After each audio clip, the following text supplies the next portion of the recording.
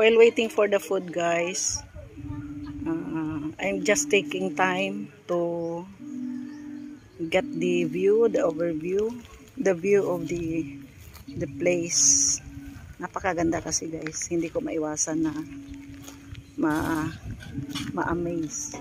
Kasi sa city walang ganito. Na-miss ko yung mga ganitong lugar. Kasi lumaki ako sa Nayon, yung tinatawag natin sa Nayon. Kaya namimiss ko yung mga ganitong lugar. Saka ito, guys, dinidevelop na ng may-ari. Dati kasi yung plain lang, simple lang na walang mga ganito. Ngayon, ito na yung itsura ng place. Napakaganda.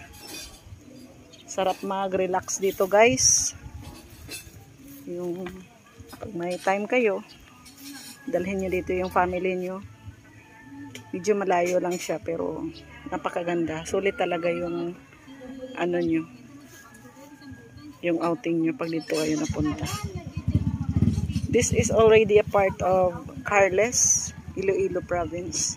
And this is one of the beautiful place here. Yung pinunta namin dito kasi, guys, kasi masasarap yung mga pagkain nila dito. So,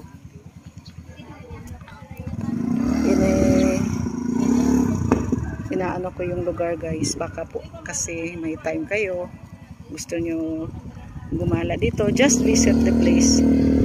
Tikboy. This is part of Carles.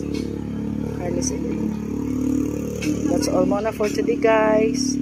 Thank you for watching my videos. Have a great day. Bye-bye.